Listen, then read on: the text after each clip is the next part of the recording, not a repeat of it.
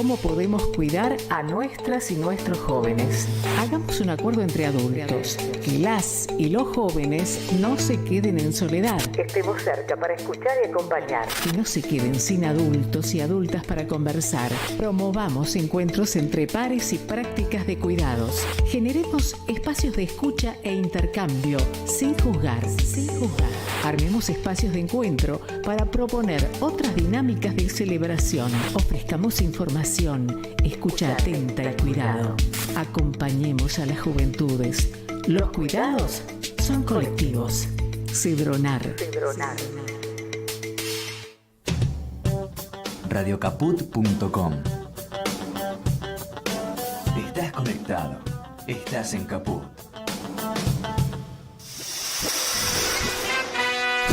Bienvenidos a Memoria en Rojo, Amarillo y Morado, un programa de la ARMH Argentina con la conducción de Nadia Mallorquín y Gladys Avellaneda. Producción Nadia Mallorquín. Memoria en Rojo, Amarillo y Morado por Radio Caput.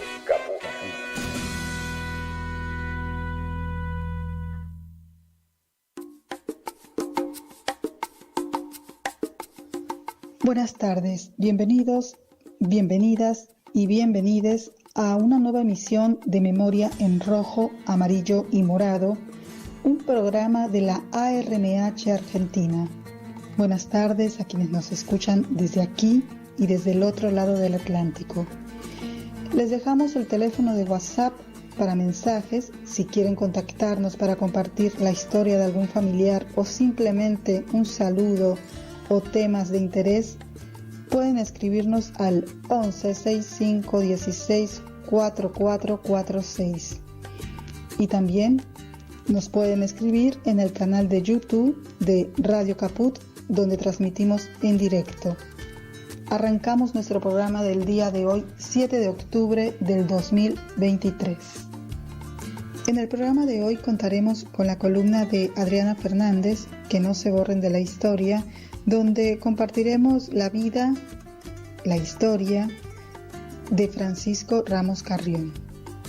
También compartiremos un mensaje que nos envía la activista saharaui Khadija Ali Mohamed Sleima, representante de la Unión Nacional de Mujeres del Sáhara, quien se encuentra en Argentina y nos hablará sobre las violaciones a los derechos humanos que Marruecos comete contra las mujeres del Sáhara Occidental. Por su parte, Daniel Campione nos comparte su columna titulada Ana Piacenza, anarquista de Rosario a Barcelona. Desde el otro lado del Atlántico, escucharemos a nuestra compañera Gladys Avellaneda, quien nos comparte una columna titulada La cautiva en la ciudad de los cautivos, extractada de Oroibidea, Camino de Memoria. También tendremos la sección ¿Qué estás leyendo? Y por supuesto, nuestra mejor música. Calla, no remuevas la herida, llora siempre en silencio, no levantes rencor. Que no se borren de la historia. Historias recuperadas de republicanos y republicanas. Adriana Fernández en Memoria en Rojo, Amarillo y Morado. Rojo, Amarillo y Morado. A continuación escucharemos la primera parte de la historia de Francisco Ramos Carrión. Hola a todos los republicanos y republicanas. Quiero dejarles una pequeña historia. El maravilloso origen de la vida tiene mucho de azaroso, una extraña dimensión que nadie puede determinar ni agregar un porcentaje del mismo. Desde la combinación química de tan solo un espermatozoide sobre 1 millón que se fusiona al óvulo, pasando por las miles de historias previas de dos personas que llegan a conocerse y deciden unirse, a veces ocasionalmente y otras para siempre, o por lo menos por un tiempo determinado, creando así una familia. Por una de esas opciones sin razón es que estoy ahora contando yo esta historia, que no es la mía, Francisco Manuel Ramos Ferreño, y la de mi hermana Adriana Soledad, sino la de mi padre, Francisco Ramos Carrión, casado con Claribel Ferreño. Aquella mañana, imagino, de otoño francés en la costa del Mediterráneo, habían solo 2 barcos que zarpaban del puerto de Marsella. Uno iba en dirección a México, el otro, el vapor Florida, con destino final a la Argentina. A este último se subió quien sería mi padre, que después de un viaje de 19 días haciendo escala en Río de Janeiro, arribó un 19 de septiembre del año 50 a Buenos Aires, un murcianico del Mar Menor huyendo de tanta guerra y penurias. Esta es su historia. Nacido el 30 de octubre del 14, año del inicio de la Gran Primera Guerra Mundial, en el llano del Beal, un pequeño pueblo minero del campo de Cartagena, Murcia, en la costa cálida del Mediterráneo español, entre Valencia y Andalucía. Pasó toda su infancia junto a sus 4 hermanos, 3 mujeres y otro varón, en su pueblo natal, hasta que la mina, propiedad de mi abuelo, se secó. Un mal día ya no había más minerales que extraer. Me contaba mi viejo que a varias familias propietarias les había sucedido lo mismo en aquella época, y la mayoría había partido hacia otros pueblos y ciudades de España, dejando un tendal de deudas y sin pagarle a sus obreros. Esto no ocurrió con mi abuelo. Esa honestidad de vida que le inculcó a mi padre, no con meras palabras sino con hechos, marcó su infancia y la mía. El abuelo pagó a todos los trabajadores hasta la última peseta y se quedó sin un duro, sin más tesoro que su propia familia y su honestidad. Entonces mi viejo, el pequeño Paquito con 9 o 10 años y la familia entera marcharon a Cartagena con lo opuesto. Así arrancaron de nuevo los 7 siempre juntos. Con el puerto a pocos metros, mirando ahora hacia el Mar Mayor, fue donde pasó toda su adolescencia y su amor al mar se reafirmó. Un amor que desde niño, junto a mis tíos, hacía que tomaran el trencito desde el llano hacia Los Nietos, en la costa del Mar Menor, para pegarse largos baños en aquella enorme laguna salada natural, la más grande de Europa, que imaginé 1 y 1000 veces, cuando él me contaba de aquel Mar Menor, dibujado en un papel como una gran bahía cerrada por una lengua de tierra que se llamaba La Manga, que tenía 2 o 3 pasos hacia el Mar Mayor, el Mediterráneo, y que desde muy pequeño imaginé alguna vez vivir a orillas de ese Mar Menor y poder bañarme en las mismas aguas donde se bañaba mi padre de pequeño. Cuestión que pude concretar como en la serie Vientos de Agua en nuestra horrible odisea del 2001. Su atracción juvenil por los barcos lo decidió incorporarse a la Marina en el año 1933, embarcando en el buque escuela Galatea, o Glenly, como era su original nombre irlandés. La hermosa fragata antecesora al Sebastián Elcano, actual velero de instrucción de la Armada Española, así como es nuestra fragata Libertad. Luego de 3 años de estudio y travesías en el Galatea, del 33 al 36, y a punto de egresar, sobreviene el terrible golpe de Estado franquista. Para los sectores nacionales y falangistas de la España monárquica, pacata, injusta y conservadora, las reformas del sistema que la Segunda República venía implantando desde el año 31 eran insoportables. Entonces mi viejo pasó de aquel hermoso velero de instrucción al acorazado Gravina, buque de guerra como jefe de artillería, para lo cual se había capacitado como combatiente de la Armada Republicana, luchando durante 3 largos años en defensa de la Constitución y el sistema legalmente constituido que el pueblo había elegido. Me contaba mi viejo que después de cada travesía y combates, cuando volvían al puerto de Cartagena, por las noches y a escondidas les llevaba comida y otros artículos necesarios del barco a su familia. En tierra pasaban más penurias que embarcado. La falta de productos y el desabastecimiento es una de las horribles consecuencias de la guerra, más allá de las muertes, por supuesto, y miles de fosas comunes que aún hoy se están descubriendo. Contra el enorme apoyo de las brigadistas internacionales y de un pueblo en armas, el ejército de Franco contaba con el apoyo del Estado fascista de Mussolini y la Alemania nazista de Hitler, demasiado para poder vencer. El 18 de julio del 39 cae la República y las despiadadas fuerzas falangistas inician una terrible época de persecución y terror contra todo y todos los que creían en una España más justa y solidaria. La gracia para cantar ni se compra ni se hereda, se la da Dios a quien quiere y a mí me dejo en sin ella. Montañesa, no vayas a mi rebaño, que te puedes quedar presa en la red del engaño, que te puedes quedar presa en la red del engaño. La vieja gila que gila, la moza gila gilando, el viejo bebí que bebí y todos cantando. Montañesa, no vayas a mi rebaño, que te puedes quedar presa en la red del engaño, que te puedes quedar presa en la red del engaño.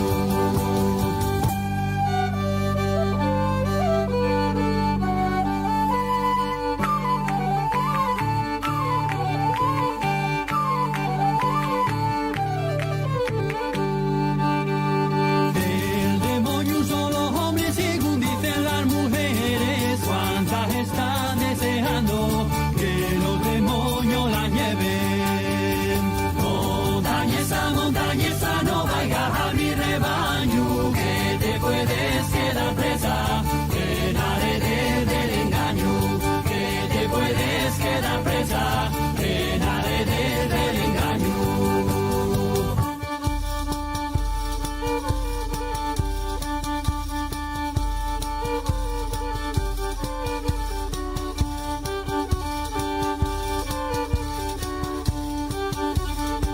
Todos los mozos del Valle Paz tienen un palo para saltar, saltan cada adelante y saltan cada atrás con mucha fuerza y agilidad.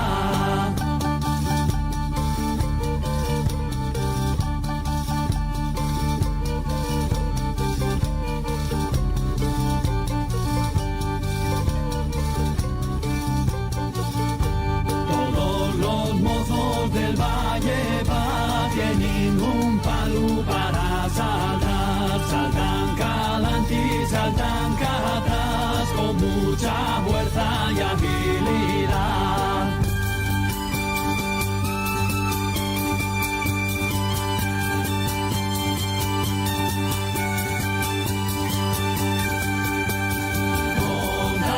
Montañesa, no vayas a mi rebaño, que te puedes quedar presa en la red del engaño, que te puedes quedar presa en la red del engaño.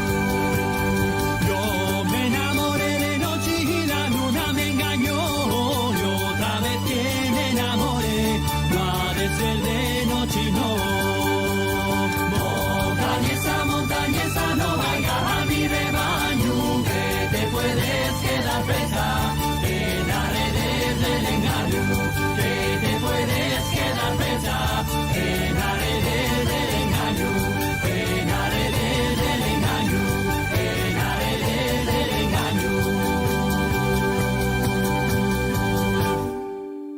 El Gravina entonces debió huir hacia las costas del norte de África, y mi viejo junto a otros compañeros de armas cayeron prisioneros en campos de concentración ingleses y alemanes, en las ciudades de Túnez primero y Casablanca después. Allí pasó miserias, tuvo piojos hasta en las cejas y enfermó de paludismo. Pero también, en las peores condiciones infrahumanas, emergía la solidaridad entre los prisioneros y era normal compartir entre todos un pedazo de pan conseguido por uno de ellos.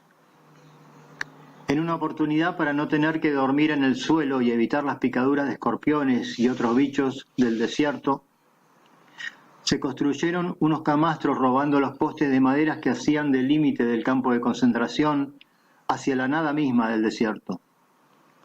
Todo esto, por supuesto, a escondidas de los carceleros, obviamente.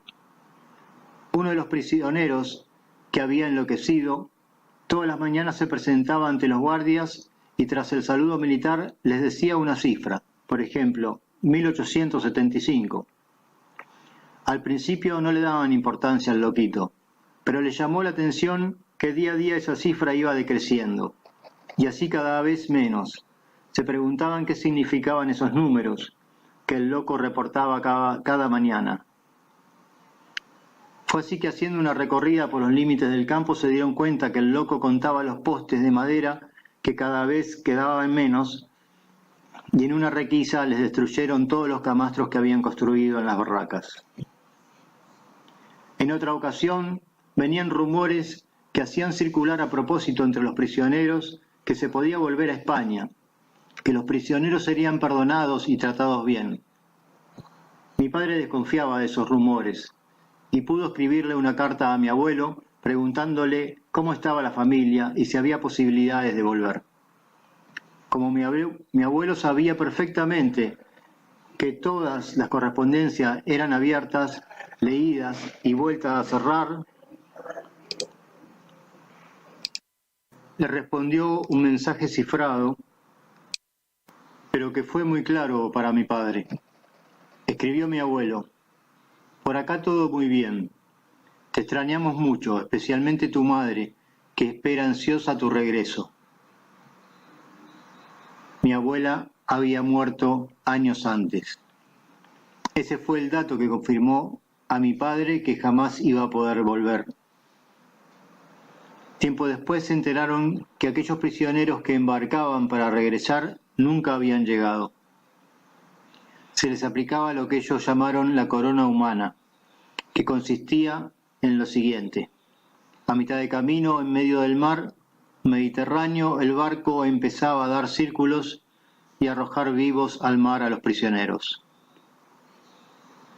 Después de 2 o 3 años de penurias y sufrimientos en los campos de concentración, no sé cómo pudo colarse en un barco con destino a Francia, donde se reencontró con su hermano, mi tío Salva, que vivía en las afueras de París, habiendo llegado escapando por tierra del terror franquista. Allí se quedó 6 o 7 años, hasta el año 50 trabajando en Francia, hasta que en aquella mañana del 1 de septiembre, en el puerto de Marsella, en vez de elegir el barco que se dirigía hacia México, por esos azares de la vida, se subió al Florida, con destino a Buenos Aires.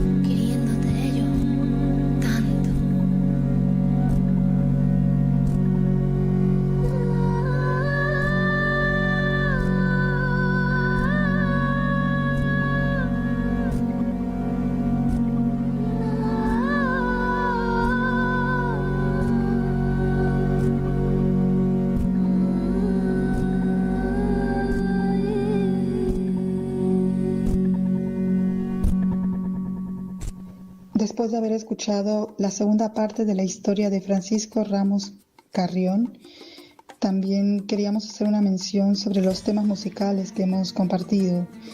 Primero fue Gato Malú, Montañesa Montañesa, y posteriormente Cábalas 2, María José Yergo y Sergi Palau. El ayer y hoy de la España sufriente. Historias, memorias y cultura en ambos lados del Atlántico. Daniel Campione en Memoria en rojo, amarillo y morado. Memoria en rojo, amarillo y morado.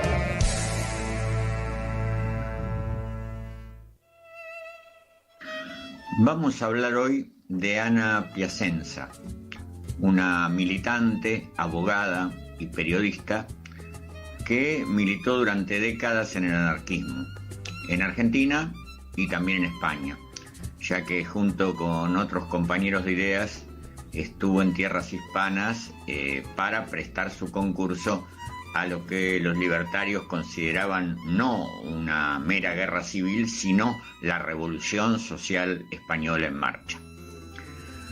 Ana había nacido el 10 de abril de 1906 y se crió dentro de una familia de clase media próspera, dedicada a la producción rural y asentada en la ciudad de Rosario.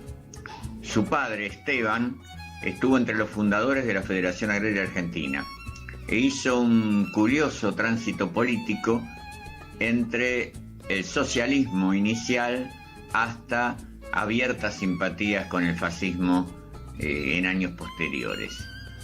Ana, en cambio, siguió siempre una línea político-ideológica consecuente desde su juventud. Tuvo oportunidad de seguir estudios superiores, graduándose de abogada, algo poco frecuente entre las mujeres. No ejerció su profesión hasta mucho después de recibida, pero el hecho de ser una de las pocas representantes del sexo femenino de la época con título universitario, esto le asignaba una cuota de prestigio intelectual. Ya pasado 1930, ingresa en el espacio político ácrata. Milita en la agrupación libertaria de Rosario y actuó también en un comité pro presos constituido en esa ciudad. En esas andanzas conoce a un dirigente que será su compañero de vida, José Grünfeld, uno de los protagonistas del movimiento libertario en el país a lo largo de mucho tiempo. Ana toma parte en una campaña muy convocante de esa primera mitad de la década de 1930, la de la defensa de los presos de Bragado, que eran 3 trabajadores anarquistas acusados, arrestados, torturados en base a falsedades de la comisión de un atentado con explosivos. Recorrió buena parte del país en estas campañas de solidaridad. Y en 1935 incluso aparece formando parte de una unión femenina antiguerrera que contaba con una filial en su ciudad, Rosario. Fue ya en 1936, cuando habían transcurrido unos pocos meses del conflicto en España, que junto con su compañero, el mencionado Grünfeld, Ana viaja en misión de solidaridad para desempeñarse en la península en el campo del periodismo y de la propaganda. José y ella llevaban consigo medicamentos. Se trataba de 40.000 inyecciones de antipiógeno, un remedio contra las infecciones que había sido elaborado por estudiantes de química en nuestro país. Llegaron a Barcelona el 28 de diciembre de 1936. Grünfeld iba como delegado de la Federación Anarco-Comunista Argentina, FACA, creada el año anterior, 1935. FACA era una organización específica anarquista, lo que no existía con anterioridad en nuestro país, ya que la histórica Fora era una central sindical.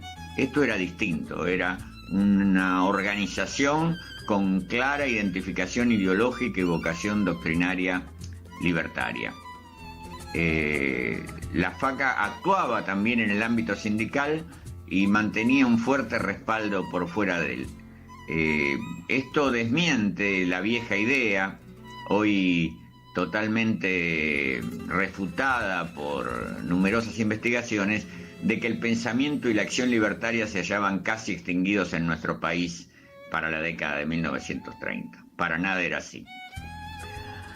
Volviendo a España, su compromiso con la causa partía del enfoque libertario, de que el 19 de julio de 1936 los obreros armados que resistieron con éxito al ejército alzado en Barcelona pusieron en curso una verdadera revolución social. Y en esa mirada, transformación revolucionaria y lucha contra el fascismo eran inescindibles. Faca envió varios delegados a España, dirigentes de gran peso como Jacobo Prince y Jacobo Maguire, y otros también caracterizados, que incluso convivieron en España, formaron una especie de comunidad o de colonia, así se autodenominaban, y emitían documentos para hacer llegar información a Argentina de lo sucedido en la otra costa del Atlántico, alentaban el envío de insumos y bienes a España y fomentaban en general la lucha contra el fascismo. Durante la guerra, Anita Piacenza, como la llamaban, pasa a identificarse con el nombre de Nita Nahuel, y allí comienza a trabajar en la redacción de Tierra y Libertad y de Solidaridad Obrera, ambos periódicos anarquistas, y llama la atención por algunos de sus artículos. También se suma a la agrupación Mujeres Libres como integrante de la Federación de Barcelona y actúa como representante de la FACA en una sección de la Federación Anarquista Ibérica, también de Barcelona. Realiza múltiples actividades, campañas radiofónicas, giras de discursos de propaganda. Se destaca, es elogiada su cálida exaltación del sentimiento femenino. Entre sus escritos, particularmente en la revista de la organización Mujeres Libres, se destaca una crítica que hace a los compañeros de ideas, varones, que rechazaban la participación de las mujeres en la lucha armada y que pretenden tenerlas apartadas a las representantes del género femenino de ciertas actividades que no serían compatibles con la, entre comillas, naturaleza femenina. Ella le sale al paso, comenta también agresiones que se habían dado hacia mujeres anarquistas y denuncia que tras algunas máscaras libertarias se esconde el espíritu del fascismo. No es que enjuicia al anarquismo como tal por machista o por misógino, sí lo que afirma es que existen quienes representan mal al colectivo libertario y llega a llamarlos fascistas de pañuelo rojo y negro. El compromiso de Anita con la revolución y con las mujeres antifascistas era absoluto, lo expresaba en sus artículos y tomaba incluso la representación de las mujeres antifascistas de la Argentina en solidaridad con España y con las mujeres españolas en particular. Esta acción la lleva a ocupar posiciones destacadas en la organización femenina de España durante la guerra. De eso y de algunas otras cosas sobre su trayectoria nos vamos a ocupar en la columna del sábado subsiguiente. Muchas gracias. Muy buenas a todas y a todos. Quiero empezar mandándole un saludo a los oyentes del programa Memoria en Amarillo, Rojo y Morado de la Radio Caput.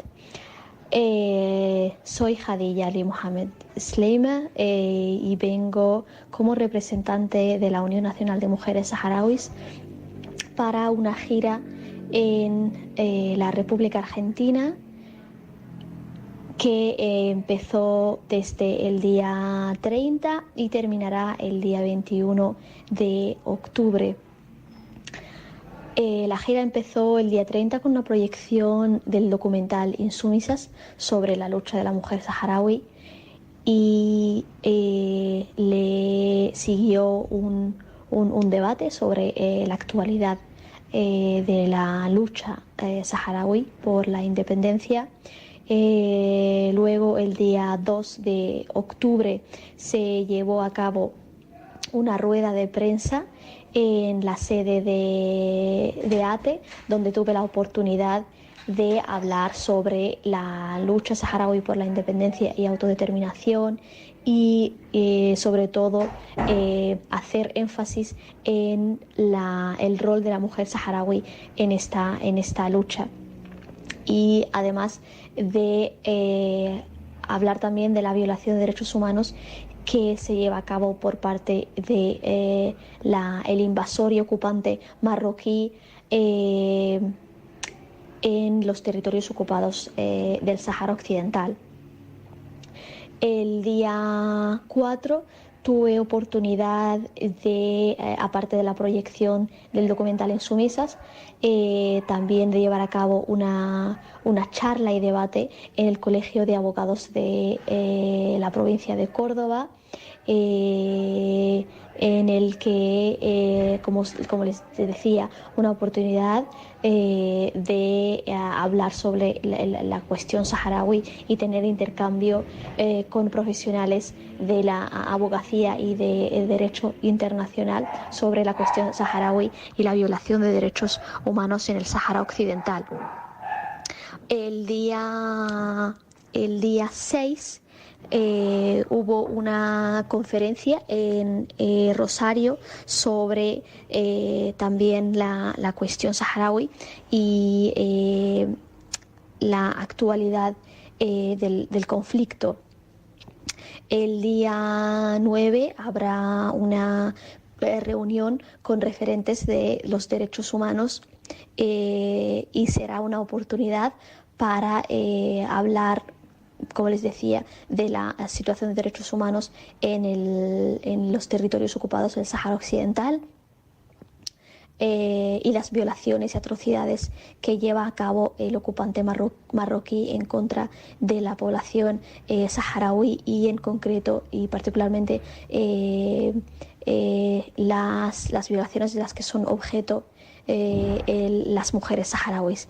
El día 11 habrá una reunión en el Centro Vasco, donde también se llevará a cabo la proyección de Insumisas, y del 14 al 16 de octubre tendré la oportunidad de participar en el Encuentro Plurinacional de Mujeres y Diversidades en Bariloche. Será una oportunidad de oro para, en representación de la mujer, de la Unión Nacional de Mujeres Saharauis, reunirme con representantes y de otros organismos que trabajan con las mujeres y diversidades, saber también compartir nuestra lucha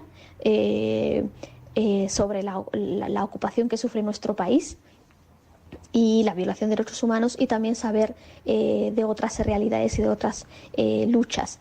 El 15 se llevará a cabo también el mismo encuentro, se llevará a cabo la proyección de Insumisas, y el 19 procederemos con un encuentro en la Universidad Nacional de Avellaneda, donde también se tratará el tema y habrá oportunidad de abrir un debate con los estudiantes, aquellos que quieran saber más o tengan dudas sobre el conflicto en el Sáhara Occidental y la realidad de hoy en día.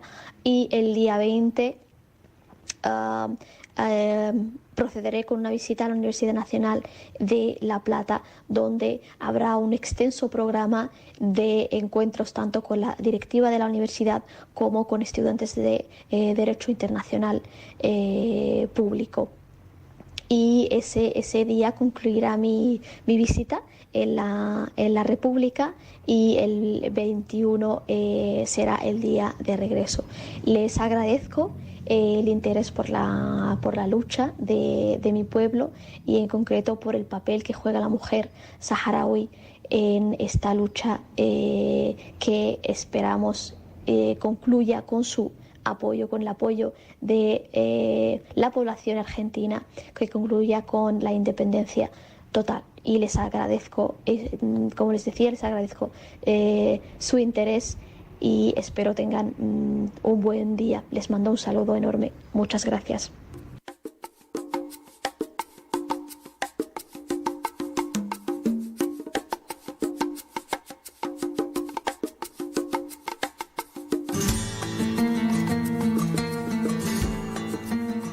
Buenas tardes, compañeros de Memoria en Rojo, Amarillo y Morado, oyentes del programa de aquí y del otro lado del Atlántico. Hoy les voy a narrar sobre la cautividad. Entre el 18 de julio de 1936 y 1939 se calcula que en Pamplona estaba en cautividad el equivalente al 25% de su población. Hasta el golpe de Estado el 18 de julio de 1936, la cautividad en España solo se daba en el sistema de prisiones. A pesar de los intentos de reforma de la República, las lúgubres condiciones en las prisiones, como en el penal del fuerte de San Cristóbal, continuaban siendo la tónica general. El golpe de Estado en Navarra triunfó desde el inicio, y los golpistas organizaron los planes de la represión que luego se irían perfeccionando durante el franquismo. El sistema de prisiones colapsó de inmediato al inicio del golpe de Estado y se volvieron a abrir prisiones clausuradas durante el periodo republicano por sus condiciones de inseguridad e insalubridad. Castillos, escuelas, conventos, iglesias y otros espacios se habilitaron para que pudieran almacenar a las masas de cautivos. Llegaron a improvisarse numerosos espacios de detención y encierro, tanto en Pamplona como en toda España. Durante la guerra y la inmediata posguerra, la cautividad se dividió en un doble sistema: prisiones y campos de concentración. Muchos civiles fueron asesinados después de su paso por centros improvisados de detención, comisarías, cuarteles o prisiones, mientras que los soldados capturados como prisioneros de guerra eran trasladados a campos de concentración para su clasificación. En la ciudad de Pamplona, para mencionar un punto geográfico, existían, entre otros, la comisaría del gobierno civil, el depósito municipal La Perrera, la prisión provincial actualmente denominada Parque de la Insumisión, el penal de Fuerte San Cristóbal y el sanatorio penitenciario Monte Ezcaba, la prisión militar de la Ciudadela en Avenida del Ejército, el destacamento penal en la fábrica Mujica, Arellano y compañía, y centros improvisados de detención en los conventos de las órdenes religiosas de las adoratrices, óblatas, ursulinas y los salesianos y escolapios fueron empleados como espacios donde recluir a las personas consideradas enemigas de la sublevación. La delegación regional de Requetes en el Colegio de los Padres Escolapios, el cuartel de Falange en la sede izquierda republicana, el Colegio Ursulinas de Jesús, el cuartel de Falange en el Colegio de los Salesianos y el cuartel del Falange en la Casa del Carmen. Entre 1939 y 1940 el número de personas privadas de libertad se incrementó debido al gran número de prisioneros de guerra y retornados del exilio que eran encerrados en campos de concentración, mientras que la aplicación de las nuevas leyes represivas de la dictadura hizo también crecer el número de civiles en prisión. En relación al contexto europeo del momento, las cifras de cautividad alcanzadas por el régimen franquista superaron con creces las de la Italia fascista, la Francia de Vichy o el Portugal salazarista, por distintos factores. La victoria aliada al final de la Segunda Guerra Mundial hacía injustificable la existencia aún de un gran número de cautivos en España, con lo que, para limpiar la imagen exterior, la dictadura revisó su política penitenciaria. La violencia política del régimen franquista propició la práctica desaparición de los movimientos democráticos a base de continuar estrategias punitivas y de reeducación. En las prisiones, vigiladas no por funcionarios sino por personas relacionadas con el régimen franquista, la impunidad era la norma. A este hecho hay que añadirle las condiciones de vida extremas que podían derivar en muertes sin violencia directa. En relación con la cautividad, a medio camino entre el aprovechamiento económico, logístico y el castigo político, desde los campos de concentración y las prisiones se impulsaron los trabajos forzados. El papel de los religiosos en el universo penitenciario fue clave, tanto en el interior de las prisiones como fuera de las mismas. Se implicaron tanto en la dirección y gestión de los espacios de cautividad como en proporcionar destino a las hijas e hijos de presos y presas. Con el final de la Segunda Guerra Mundial se incrementó el número de personas excarceladas para limpiar la imagen del régimen, pero las condiciones en libertad vigilada continuaban siendo de estricto control social. Respecto de los perfiles de las personas presas, se ha detectado que muchísimos son procedentes de otros puntos de la geografía española y en el caso del elevado número de presos de guerra, combatientes masculinos, la escasa presencia de mujeres. ¿Por qué en Pamplona?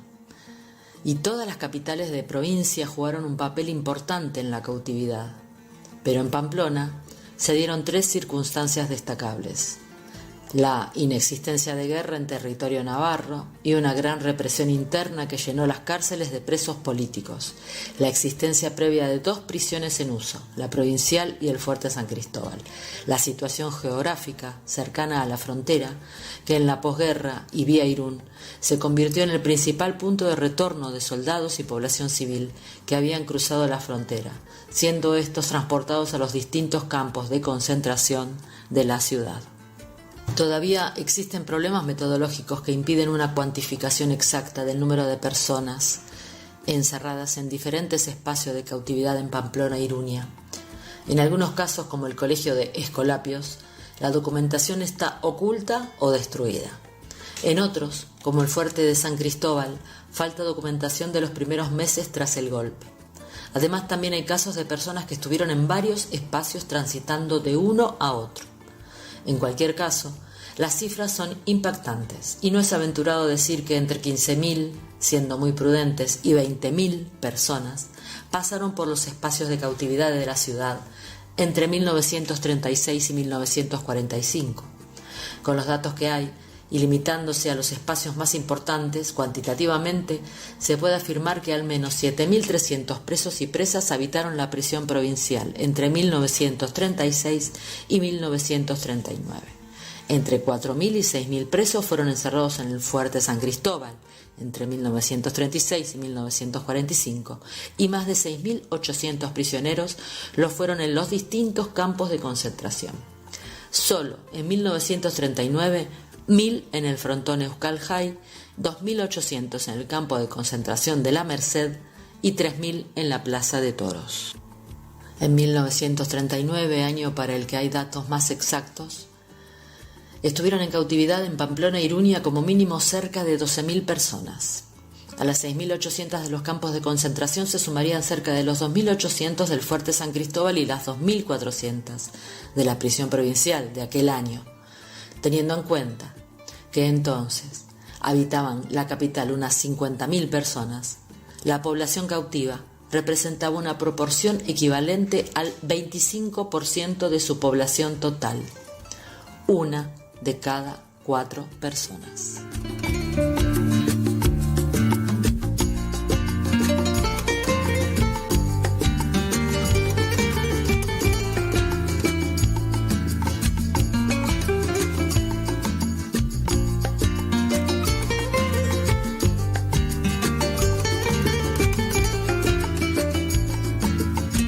Hemos leído El general Batet, Franco contra Batet, crónica de una venganza.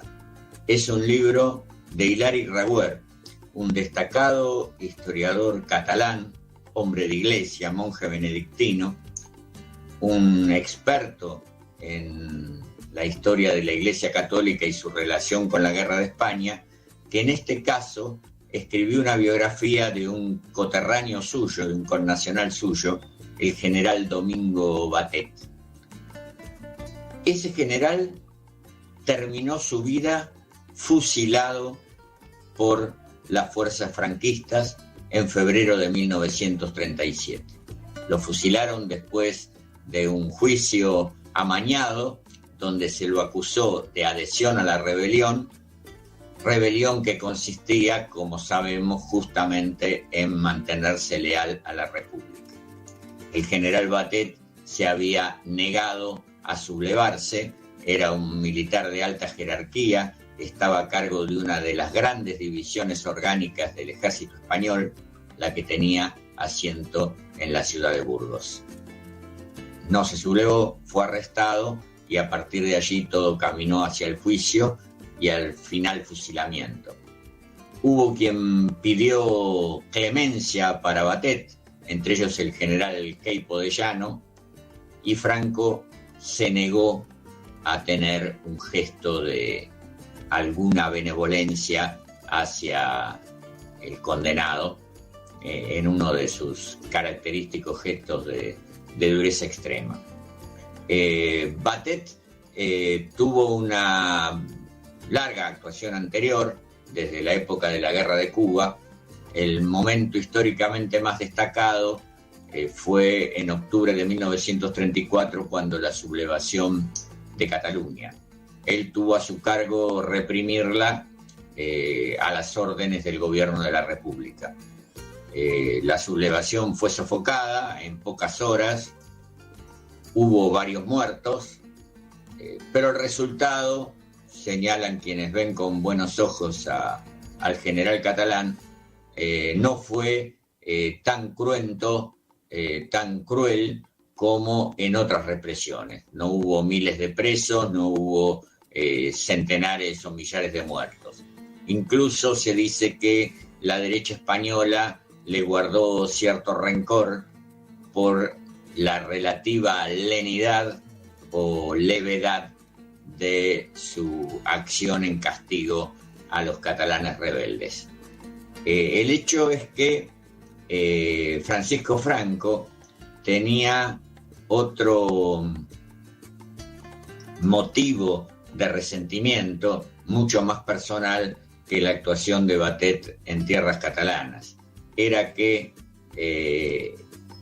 cuando recién era coronel, el catalán había estado a cargo de una investigación sobre sucesos de Marruecos, el desastre de Anual, y había escrito un informe en el que Franco no salía para nada bien parado. Aparecía como corresponsable de alguno de los fallos cometidos en territorio marroquí. El libro se lee con fluidez. Raguer tiene una escritura muy clara, ha hecho un trabajo de investigación apreciable. El libro sigue reglas académicas, numerosas notas, abundante bibliografía, lo que no lo convierte en algo pesado, poco apto para un público no especializado. Al contrario, puede ser considerado un material de agradable lectura para personas no habilitadas en el orden académico. Recomendable obra para conocer el espíritu de venganza y la voluntad de injusticia que tuvo el franquismo con sus propios camaradas de armas que no aceptaron ponerse a favor del golpe contra las instituciones constitucionales. Batet fue fiel a la República y lo pagó con su vida. De esto podemos enterarnos muy bien y de manera muy fundamentada leyendo esta obra de Hilario Raguer.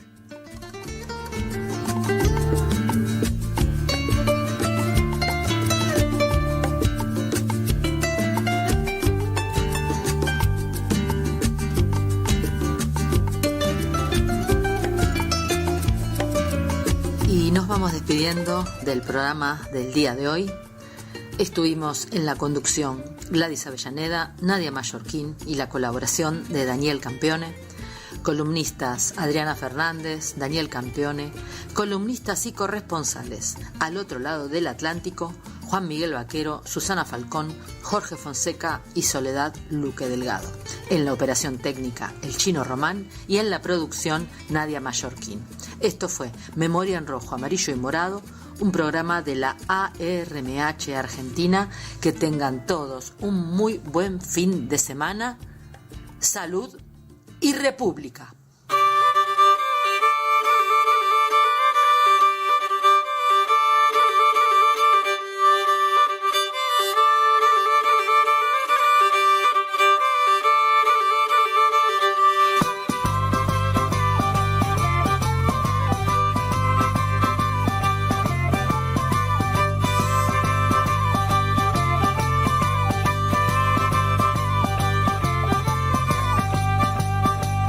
Dicen que hay suelto por ahí, un gato muy guapo que no hace la rato. Las gatucas del lugar me hagan de noche al verlo marchar. Es un gato cazarito, entra en las casas, se quema el gustico. No se deja atrapar, con mucho remango se vuelve a atrapar. No tiene dueño, no tiene amo, gato malo, no le pone de la mano. Gato malo, no tiene dueño, no tiene amo, gato malo, no le pone de la mano. Gato malo.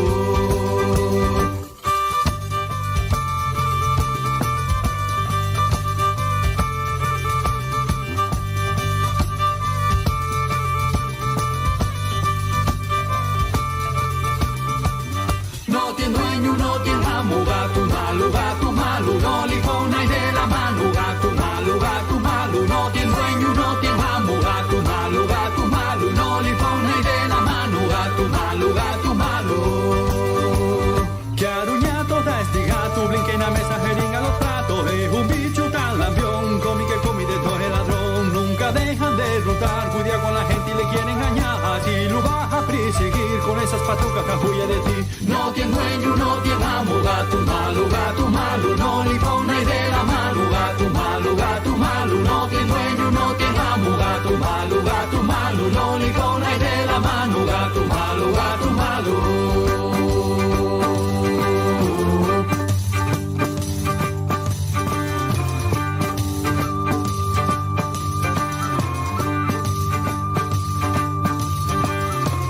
No tiene dueño, no tiene amo, gato malo, no le pone de la mano. Gato malo, no tiene dueño, no tiene amo, gato malo, no le pone de la mano. Gato malo. Dicen que hay suelto por ahí, un gato muy guapo que no hace la rato. Las gatucas del lugar me hagan de noche al verlo marchar. No tiene dueño, no tiene amo, gato malo, no le pone de la mano. Gato malo, no tiene dueño, no tiene amo, gato malo, no le pone de la mano. Gato malo, no tiene dueño, no tiene amo, gato malo, no le pone de la mano. En Caput pasan cosas. Ellos no son felices, no disfrutan, no tienen sexo, es ambiguo el tipo. No sabe lo que es. Él no le gusta el alcohol. Qué cosa ridícula, Dios mío.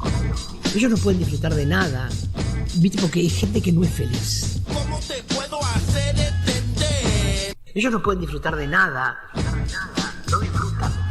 porque tiene una carga en su vida y en su cabeza que nadie se la va a sacar. No tiene sexo. Y yo lo único que deseo es que la hija se le haga revolucionaria. La hija se le haga revolucionaria. Porque es el peor castigo para Macri, ¿viste? La hija se le haga revolucionaria. Ellos no son felices. Radio Caput. No tiene sexo. Esas cosas. No disfrutan.